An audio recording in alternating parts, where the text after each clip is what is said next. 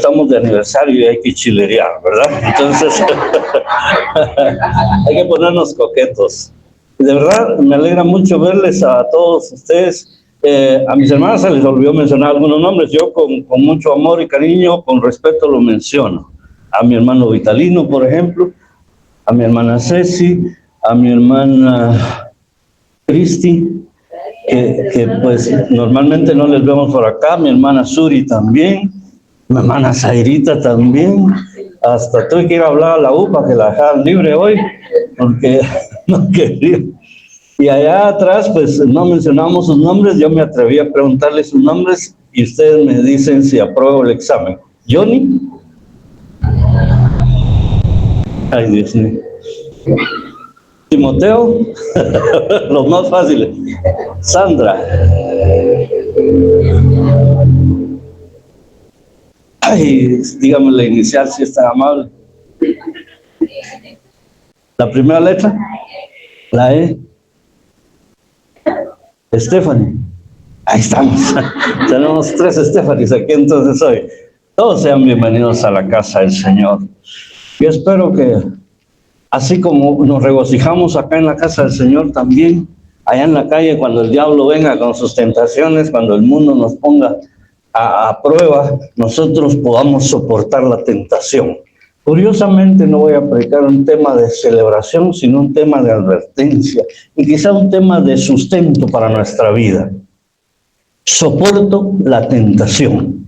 Soporto la tentación y tengo gozo también. Tengo gozo porque esa es nuestra serie, ¿verdad? Entonces soporto la tentación y tengo gozo en el Señor siempre. Entonces quiero invitarles a abrir su Biblia en Lucas capítulo 4. Para los que trajeron su Biblia de papel y los que la traen en algún dispositivo, pues enciéndanla y vamos a ir a Lucas capítulo 4, verso 1. La confesión bíblica ya la dijimos varias veces, así que ya no les voy a poner en el aprieto de decirlas una vez más. Ya la dijeron re bien, y cómo la escribieron de torcida y de revuelta. Me gustó esa versión de la confesión bíblica, pero estoy entendiendo que todos ya más o menos la sabemos. Pero quiero que leamos la palabra del Señor ahora y vayamos a Lucas 4:1, que dice así, y para quienes no lo saben, nos ponemos de pie por respeto a la palabra del Señor. Jesús, lleno del Espíritu Santo, volvió del Jordán y fue llevado por el Espíritu al desierto por 40 días, y era tentado por el diablo, y no comió nada en aquellos días, pasados los cuales tuvo hambre. Entonces el diablo le dijo: si eres hijo de Dios, di a esta piedra que se convierta en pan. Jesús respondiendo le dijo: escrito está, no solo de pan vivirá el hombre, sino de toda palabra de Dios. Tomen su lugar, amados hermanos. Aunque nuestro tema no es necesariamente este, también sí es necesario recordar que toda tentación nace de nuestro interior, de nuestras concupiscencias. Decimos, y les dije yo recién, cuando nos enfrentamos al diablo allá afuera, pero el diablo también a veces viene a los aniversarios, hermano. El diablo también busca cómo desestabilizarnos en cualquier momento y en cualquier lugar. Entonces, la principal causa de esto es que nosotros en nuestro interior tenemos una naturaleza pecaminosa que nos hace ser buenos candidatos para el pecado, buenos candidatos para caer en apetitos o deseos exacerbados o desmedidos de nuestra carne. No simplemente son cuestiones del exterior, sino todo aquello interior que se ve retado por algo que aflora en algún momento. De esa manera, lo que leímos en nuestro pasaje esta mañana nos lleva a un ejemplo magistral, al ejemplo máximo, el de nuestro Señor Jesucristo, que dicho sea de paso, no por ser nuestro Señor Jesucristo, no por ser Dios, Él tenía ventaja, porque Él vino a este mundo y se encarnó es decir, se hizo hombre, se volvió como nosotros, tenía la naturaleza divina, pero tenía la naturaleza humana en el 100% cada una, y en algunos momentos él actuó plenamente como hombre, y esta fue una de esas ocasiones. Fíjense bien lo que dice el pasaje, que el Señor soportó la tentación porque estaba lleno del Espíritu Santo. Estaba lleno del Espíritu Santo. ¿Cuántos de ustedes se sienten llenos del Espíritu Santo, hermano? Eso ya da una idea de por qué a veces sufrimos con el tema de las tentaciones. Y a veces ni siquiera caímos en la tentación y estamos angustiados. Es que mira la tentación sota que me pusieron. Y no cayó, y está angustiado porque tuvo tentación. No, si el problema no es que tengamos tentaciones, el problema es caer en ellas. Y el Señor Jesús aquí nos va a ilustrar algo maravilloso. Primero, notemos que el pasaje dice que es llevado por el Espíritu. Llevado, esta expresión de ser llevado por el Espíritu tiene dos polos de acción. Primero, estar lleno del Espíritu, y luego dejarse llevar por el Espíritu. ¿Qué significa estar lleno del Espíritu Santo? Como nadie contestó amén cuando pregunté, ¿se sienten llenos del Espíritu Santo?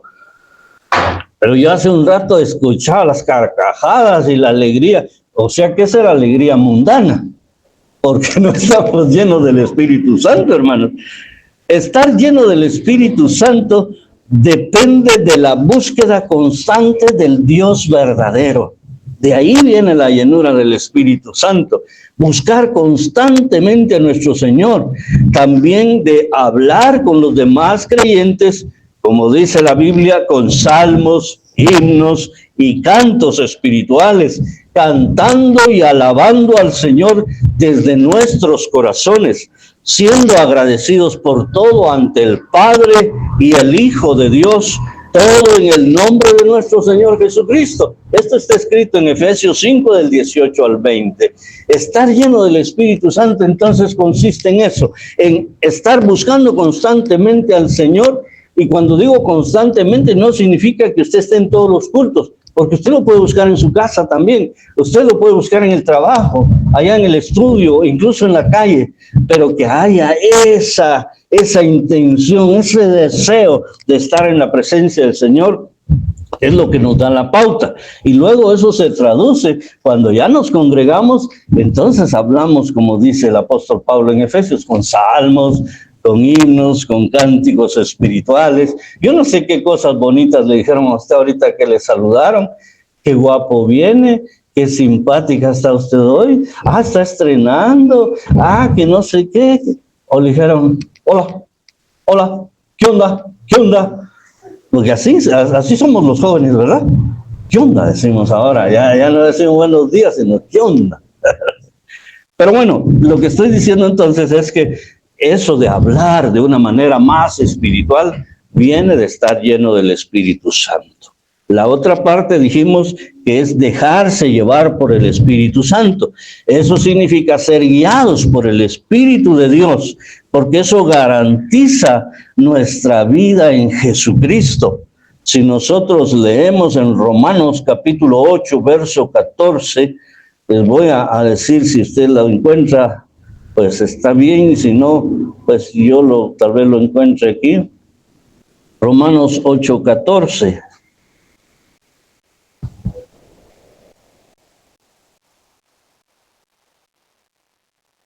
Si alguien lo encontró, hermano, se lo puede leer, hágalo, por favor.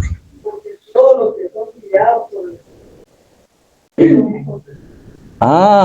Los que son guiados por el Espíritu de Dios, estos son hijos de Dios. O sea, la clave está en dejarme guiar por el Espíritu del Señor. No solo estar lleno de Él, también cederle el mando, cederle el control de mi vida. Eso va a producir una guianza divina para mí.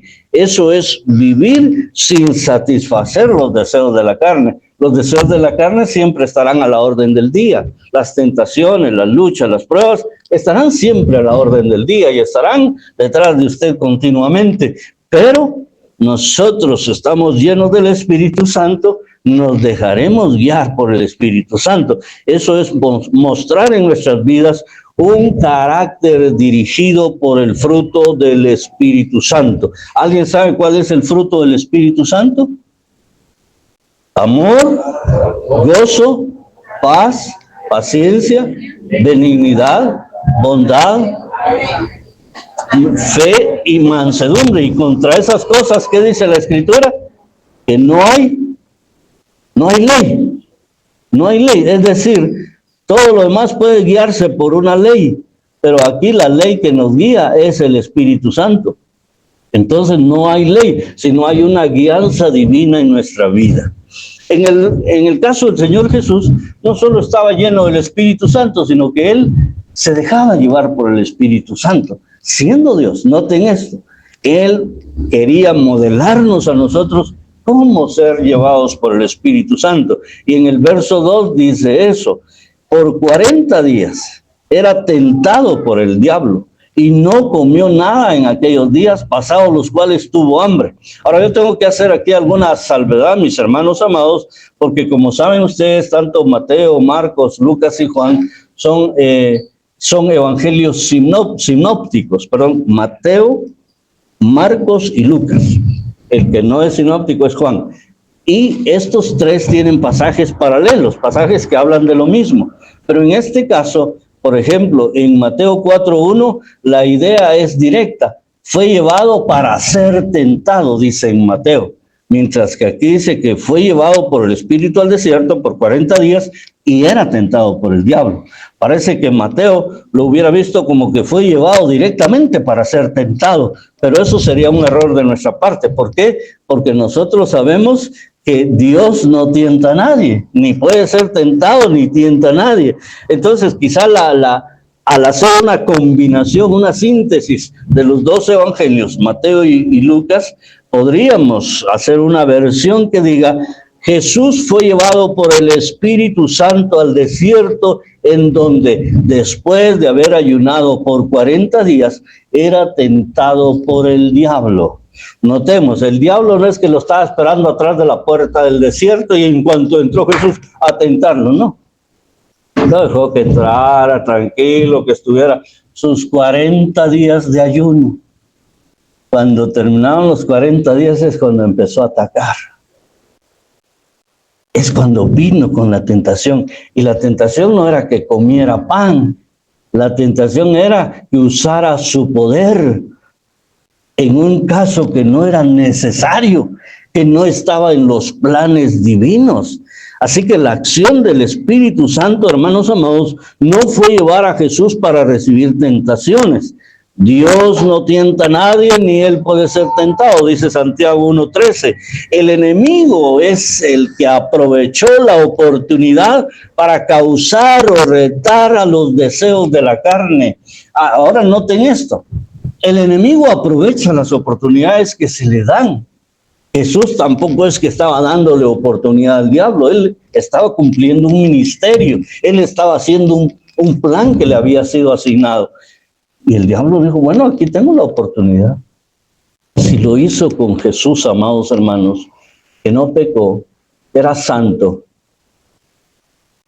¿cómo no lo va a hacer con nosotros cuando nos vamos a meter a lugares o nos juntamos con personas que no edifican nuestra vida, sino por el contrario, nos quieren llevar a pecar, nos quieren llevar a desobedecer a Dios, quieren contaminarnos con el pecado que ellos tienen? Así que nosotros debemos de estar atentos, porque si lo hizo con Jesús, lo hace con nosotros. Por esa causa debemos trabajar duro para resistir al diablo, para que salga huyendo. Pero para eso la clave es: someteos pues a Dios, resistid al diablo y huirá de vosotros. O sea, la clave es someternos a Dios. Y si se dan cuenta, ahí viene otra vez la idea de la búsqueda intensa del Señor para estar llenos del Espíritu Santo. Luego vemos entonces que Jesús, ya estando ahí enfrente de la tentación, ¿qué fue lo que hizo? Porque nosotros tenemos la idea que ante la tentación debemos salir corriendo, ¿verdad? ¿Cuántos han tenido que correr de una tentación, hermanos? No, hermano, yo me quedo. Pero ¿se queda para soportarla o se queda para rendirse? Eso es totalmente diferente. El Señor Jesús, según el versículo 3, enfrenta la tentación. Él se quedó para enfrentar la tentación y soportarla. Entonces el diablo le dijo, si eres hijo de Dios, mire dónde viene la tentación. Si eres hijo de Dios, si de veras vas a esa iglesia, si de veras dices que sos evangélico, si de veras dices que eres hijo del Señor, entonces le dijo a Jesús, di a esta piedra que se convierta en pan. Pregunto, ¿cuántos de acá saben que Jesús lo podía hacer? ¿O creen que no lo podía hacer, hermanos? Sí, ¿verdad? ¿Por qué no lo hizo entonces? ¿Y hubiera dejado tranquilo a Jesús el diablo? Ah, ¿cómo? ¿Qué querés? ¿Mollete o conchita o qué otros panes hay, hermanos? Pirujo, ¿qué querés? Ah, es que como la piedra es un poco larga, que sea pirujo, pero pirujo de a 1.50 o de a 2 quetzales. No, la idea de él no era que hiciera pan, la idea de él era que usara su poder de manera innecesaria.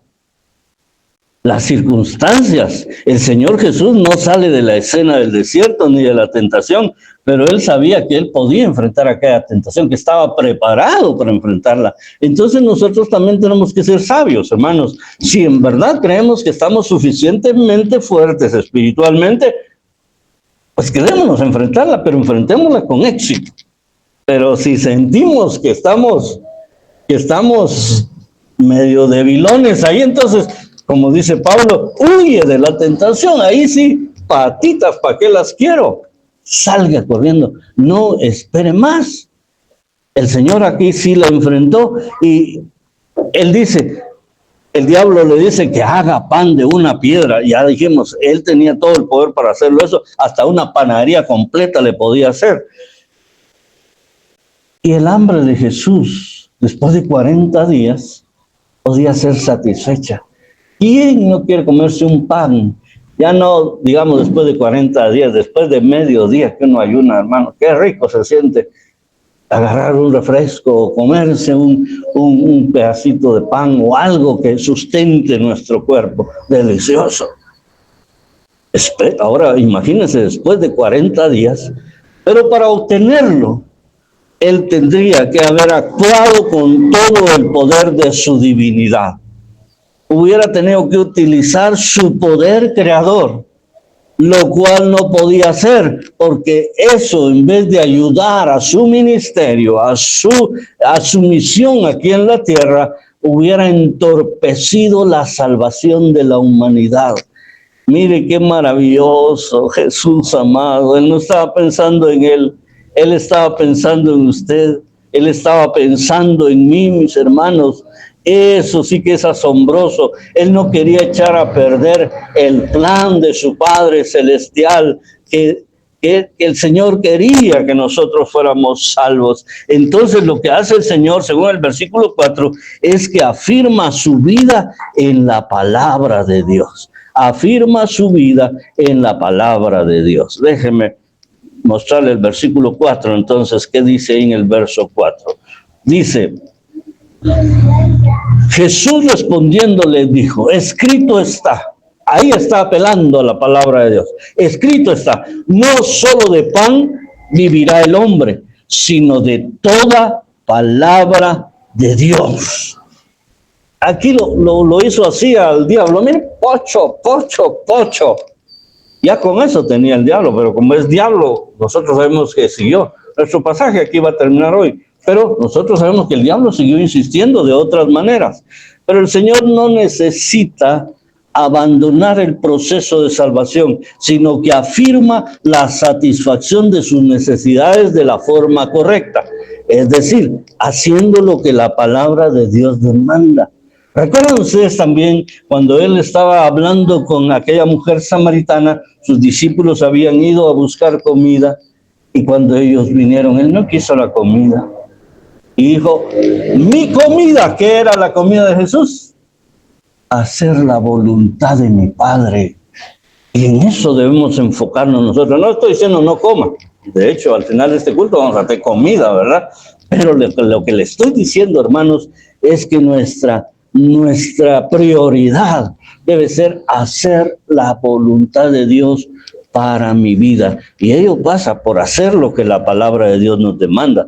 Por ello afirma que escrito está: no solo de pan vivirá el hombre. Es decir, no solo el pan se necesita para saciar las necesidades, sino de toda palabra de Dios. Esto quiere decir, obedecer la palabra de Dios contribuye a la satisfacción de las necesidades de forma integral. De forma integral. Nosotros, amados míos, deberíamos comprender esto. No es con fuerza, no es con fuerza ni con armas, es con el Espíritu de Dios. No es con pan, es con la palabra de Dios. Dios desea que observemos lo que Él hace y nosotros debemos apegarnos a su verdad. Las necesidades existen, pero todo nos ayudará a bien. Así dice la Escritura en Romanos 8:28. Y sabemos que a los que aman a Dios, todas las cosas les ayudan a bien. Qué lejos quedaron, amados hermanos, aquellos días que mencionaban ahí nuestros relatores del inicio de esta iglesia. Aquellos días en que esta iglesia solo era un club de niños. Cuando la tía Silvia venía desde la zona 7 y los pastores Cruz Castañeda eran los ministros de alabanza, eran los diáconos, eran los encargados de limpieza, eran los conductores, eran todo en esta incipiente iglesia. Qué lejos, 33 años han pasado y el Señor ha sido fiel. Y el Señor ha sido bondadoso. Pero los miembros y siervos que hemos llegado aquí, mis amados hermanos, tenemos que reconocer que hemos enfrentado luchas, que hemos enfrentado tentaciones. Muchos de ellos ya no están con nosotros, pero en su momento ellos también enfrentaron tentaciones.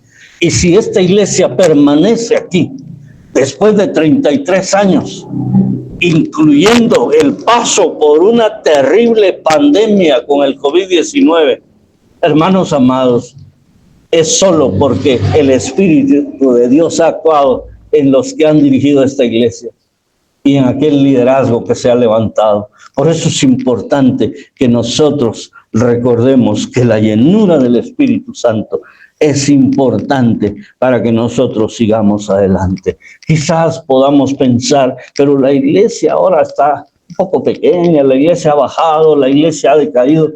Es cierto, yo estoy de acuerdo con usted. Y alguno dirá, pues que el pastor ya no la hace. También estoy de acuerdo con usted. Pero aquí no se trata del pastor, se trata del Espíritu de Dios. Lo veremos si tenemos salud mental. ¿Quiénes saben qué es un choque? ¿Ah? Allá en mi pueblo dicen, es un pitch de 25.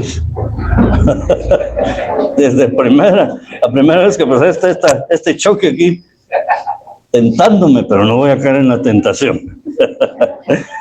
A lo mejor por eso lo hicieron, para tentarme, pero no voy a caer. Otra cosa es que me costó un poquito con la computadora, mejor ahora la antigüita, dije otra vez yo, mejor, más fácil así. Y entonces, mis amados hermanos, tenemos un tiempo para meditar en lo que viene por delante, porque yo les decía al final del primer segmento de mi exposición, que ciertamente seríamos deshonestos si dijéramos que todo está bien en la iglesia. No, no estamos bien. Estamos pasando momentos un poco complicados. Hay luchas, hay dificultades, han habido situaciones de conflicto entre miembros de la iglesia y algunos muy serios, algunos muy complicados, que el pastor se ha encontrado a veces en la disyuntiva de ¿dónde me voy aquí, me quedo en medio? Qué difícil. Yo tengo un hermano que la iglesia donde él pastoreaba se dividió, pero había un pastor y había un copastor. Y él decía, ¿qué hago yo ahora? Si la iglesia se divide, ¿con quién me voy? Un pedazo aquí, un pedazo allá. Porque mi corazón los ama a todos. Y eso es bien complicado, hermanos. Entonces yo debo reconocer que como pastor yo necesito mucha salud mental. Pero creo que también la congregación, cada uno de los miembros de la iglesia, necesitamos mucha salud mental. Para ello, entonces, tenemos que abocarnos a la palabra de Dios nuevamente y buscar en la palabra qué es aquello que puede ayudarnos a tener, a descubrir o a recuperar la salud mental como iglesia para poder continuar hacia adelante y recobrar la energía, el éxito y la bendición que Dios ya ha dado por muchos años a esta amada iglesia. En primer lugar, entonces, quisiera que vayamos a Juan capítulo 17. Si es tan amable, vaya conmigo, ya no se ponga de pie, ya no vamos a hacer nuestra confesión bíblica, solamente leamos este pasaje, vamos a leer otros después. Juan capítulo 17, que dicho sea de paso, es un capítulo muy conocido, creo yo, por tratarse de una oración intercesora, la oración de nuestro Señor Jesucristo por usted y por mí. Ciertamente, oración por sus discípulos en aquel momento, pero también por cada uno de los que habían de creer. Así que dice la Escritura en Juan 17, del 20 al 23, lo siguiente: mas no ruego solamente por estos, sino también por los que han de creer en mí por la palabra de ellos, para que todos sean uno, como tú, oh Padre, en mí y yo en ti, que también ellos sean uno en nosotros, para que el mundo crea que tú me enviaste. La gloria que me diste, yo les he dado, para que sean uno, así como nosotros somos uno, yo en ellos y tú en mí, para que sean perfectos en unidad, para que el mundo conozca que tú me enviaste y que los has amado a ellos como también a mí me has amado. Qué linda esta oración, hermanos. Qué lindo el espíritu que encierra de parte de nuestro Redentor, de parte de nuestro Salvador, nuestro Señor Jesucristo, pensando en la unidad de su iglesia. Y que también debemos reconocer, no estaba pensando solo en la iglesia Busca a Dios en la zona 13, él estaba pensando en su iglesia universal, en todos sus discípulos alrededor del mundo. Pero obviamente yo puedo decir, no, yo con el hermano Juan Chanqueín, yo me llevo re bien, porque él vive en Asia, yo vivo aquí en América. Si somos hermanos en el Facebook, nos relacionamos y él me manda corazoncitos, yo también. Nos llevamos de maravilla. Pero ¿qué de los que veo continuamente acá?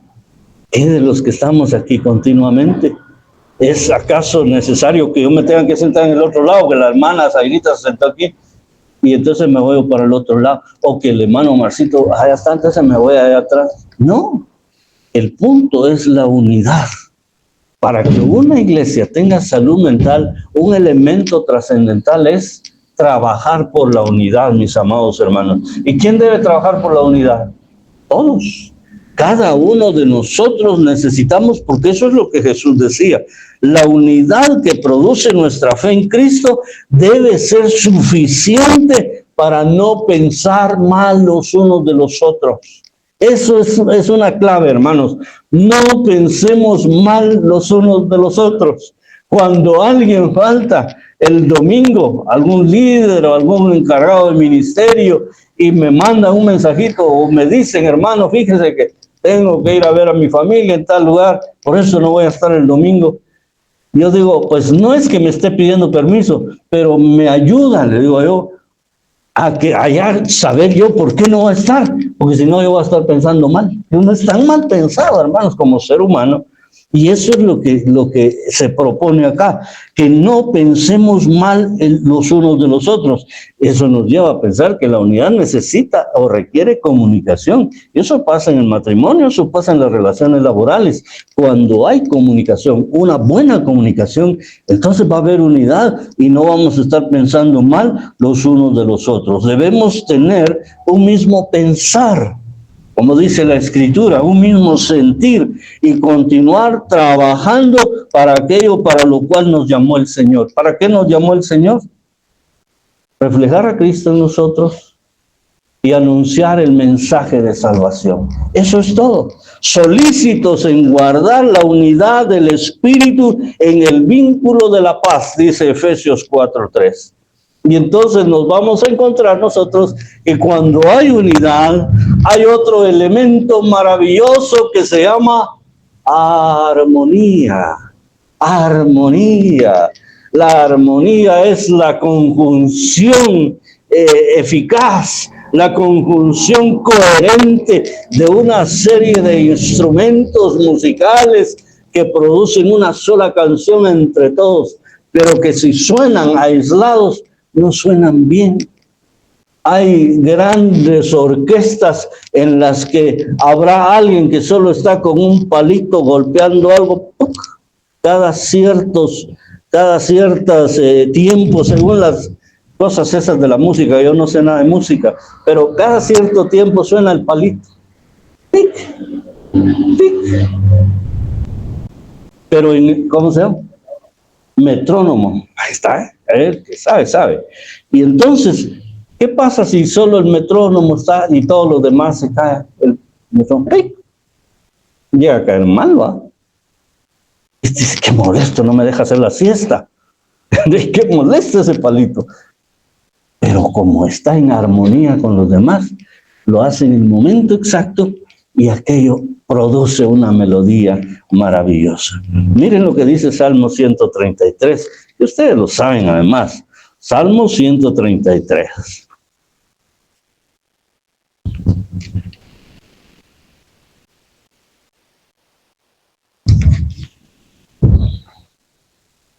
Dice, mirad cuán bueno y cuán delicioso es habitar los hermanos juntos en armonía. Le voy a dar permiso, 5 segundos, dígale algo bonito al que tiene a la par.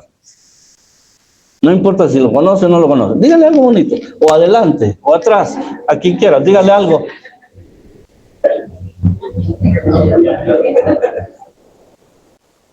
¿Quiere que le cuente algo?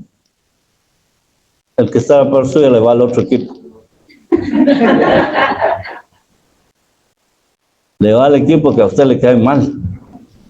Ah, pero si estuviéramos en el estadio, estuvieran poco golpeándonos unos con otros, juntos, pero agarrándonos de los mochos, para los que tienen, ¿verdad?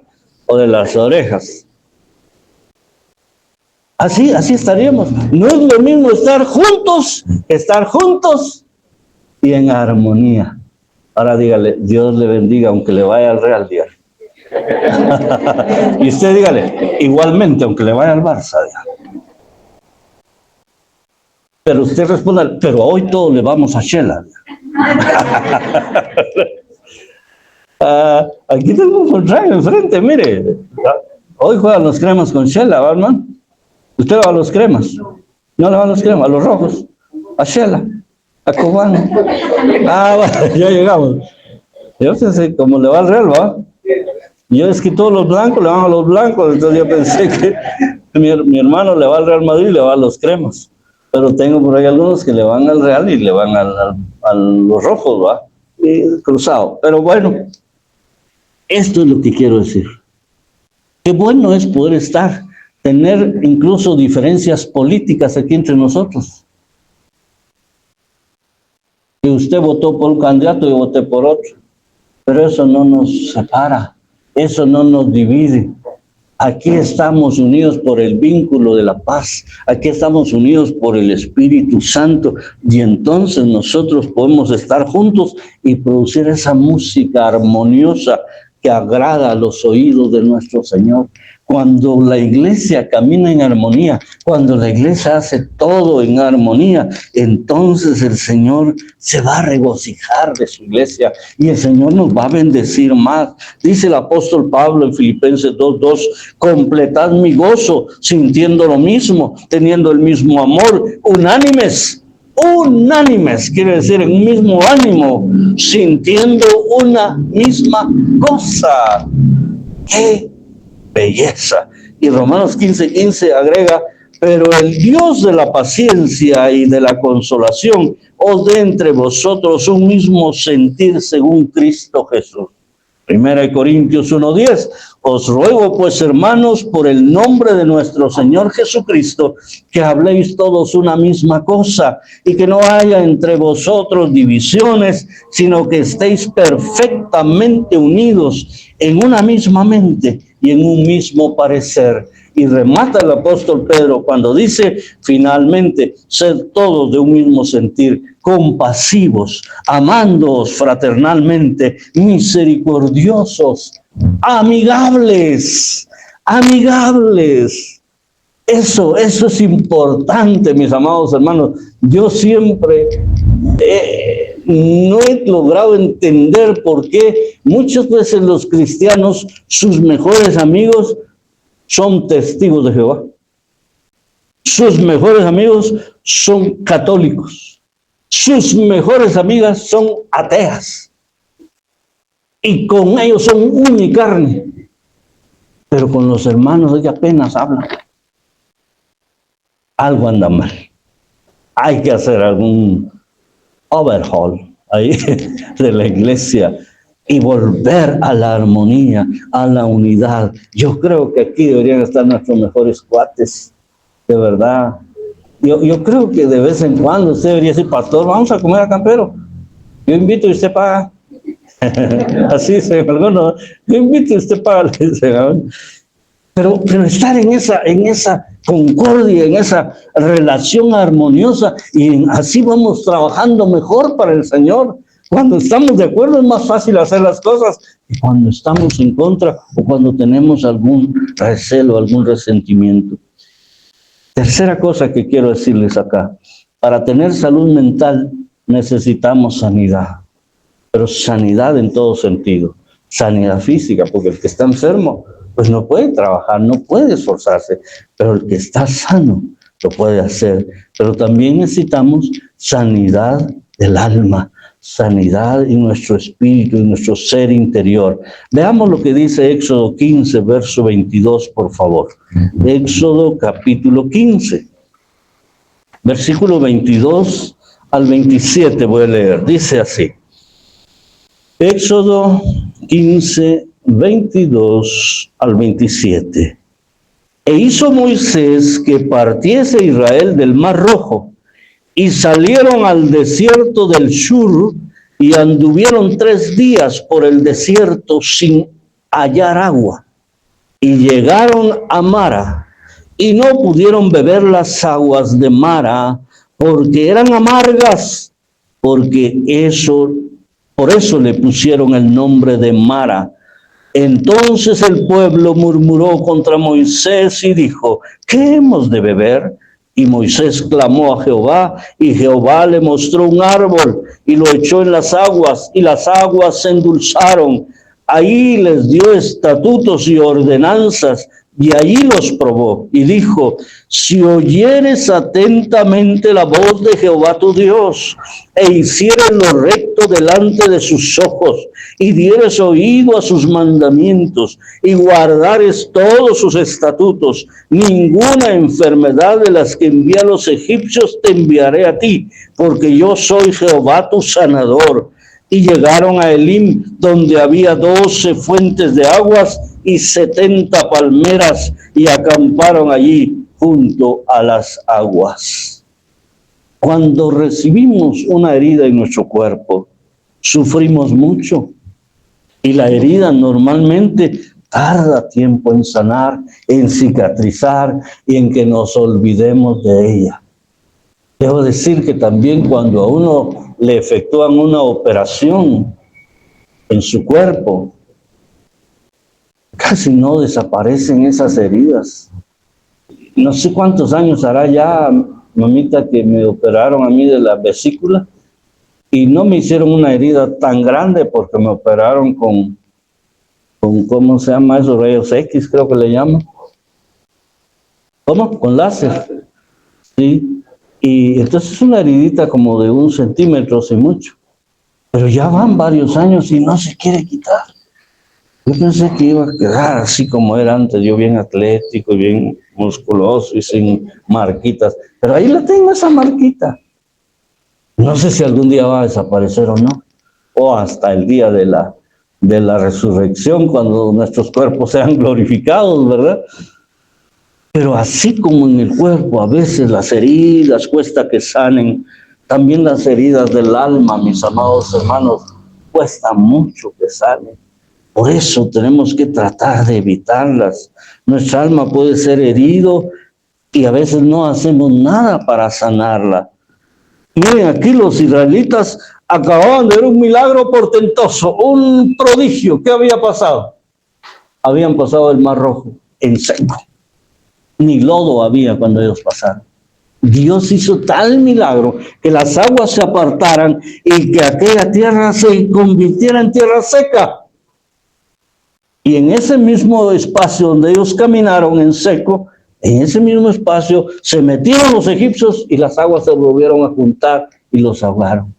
¡Qué milagro tan grande, hermanos! Pero 3 días después, tan solo 3 días después de ese gran milagro, ellos estaban ahora en el desierto y estaban angustiados porque estaban muriendo de sed, porque no tenían agua y tenían que buscar agua y llegaron a este lugar y dijeron, aquí hay agua. Pero resulta que el agua era amarga. ¡Ah, hermano! ¡Qué terrible experiencia! No podían beber esa agua. Eso significa que aun cuando hemos visto milagros, la vida nos puede deparar un desierto. Un desierto puede ser un tiempo de soledad, de abandono, en el que quizás nos sintamos ignorados, nos sintamos olvidados, yo qué sé, hermano. Un tiempo en el que nosotros estamos encerrados en nuestras propias luchas. Un tiempo en el que nosotros sentimos que ya nadie nos quiere. Ya ni la gripe me quiere, porque ni gripe me ha dado. Y mire, usted encerrado y deprimido y resulta que la gripe ni lo quiere ver a usted. Es que lo ve tan mal que dice, no, me voy a enfermar. Yo hice la gripe, mejor no me meto con él. Necesitamos, hermanos amados, recordar de quién vienen los milagros, de quién viene la sanidad, de quién viene lo bueno para nuestras vidas. Dios hizo el milagro otra vez. ¿Y qué pasó con aquellas aguas? Un árbol que había ahí, corten ahí unas ramas, métanos al agua. Y no eran cañaverales para decir, era azúcar lo que le echaron entonces, caña de azúcar. No, eran unas simples ramas, pero como el poder viene de Dios, se endulzaron las aguas. Ahora, ¿usted piensa que de veras salieron agua dulce? Porque yo recuerdo que de niño, hermanos, como yo fui siempre tan melindroso, ya les he contado esa historia, dejémosla aparcada ahí, pero solo les quiero mencionar este detalle. Cuando mi mamá hacía fresco, no me gustaba casi ningún sabor de los frescos. Entonces, yo le pedía solo agüita con azúcar. Ella me daba un vasito de agua, ponía azúcar, lo revolvía y ese era mi fresco. Agua endulzada. Yo digo, ¿será que en aquel lugar, en esa fuente, las aguas se volvieron dulces? ¿O es que simplemente dejaron de estar amargas? Mire qué milagro transformador. A veces nosotros necesitamos endulzar nuestra vida. Necesitamos ponerle un terroncito de azúcar. Necesitamos que Dios nos haga un milagro. Dios endulzó aquella agua y Dios quiere endulzar su vida. Hebreos 12:15, mirad bien, no sea que alguno deje de alcanzar la gracia de Dios, que brotando alguna raíz de amargura os estorbe y por ella muchos sean contaminados. Necesitamos tener cuidado Necesitamos que la iglesia tenga unidad, que tenga armonía, pero que tenga sanidad. Necesitamos beber aguas dulces, compartir aguas dulces, no aguas amargas. Y esa armonía va a crecer. Y entonces la sanidad que haya en nosotros, en nuestro cuerpo, en nuestro ser interior, en nuestra alma, en nuestro espíritu, va a producir que nosotros nos esforcemos más. La sanidad produce esfuerzo. Si estamos enfermos no sentimos ánimo de nada. Pero si dejamos que Dios sane nuestro corazón y sane nuestra alma, mis amados hermanos, estaremos preparados para seguir adelante en la vida, para seguir sirviendo al Señor, para seguir dando honra a nuestro Dios desde esta amada iglesia en la que Dios nos puso a nosotros. Iglesia, busca a Dios. ¿Cuántos pueden decir, con respeto de nuestros amados visitantes, cuántos de ustedes pueden decir, esta es mi iglesia? A ver, díganlo. Esta es mi iglesia. Diga, mi iglesia busca a Dios. Y no lo decimos en sentido de pertenencia, sino en sentido de identificación. Cuando el narrador allá de repente mira que Guatemala le mete un gol a Surinam, no dice gol de Guatemala, no dice así. ¿Ya lo oyeron cómo dice? Gol de mi Guatemala, dice. Gol de mis hombres de maíz, dice. ¿Y qué tal si nosotros también decimos, le metimos gol al diablo? Mi iglesia busca a Dios, le metió gol al diablo, porque es una iglesia unida, una iglesia en victoria, una iglesia en poder y bendición. Ah, gracias, Señor. Nos iremos contigo, amado amigo, retornaremos al lugar al que pertenecemos y nos iremos contigo, amado amigo, retornaremos al lugar al que pertenecemos. La, la, la.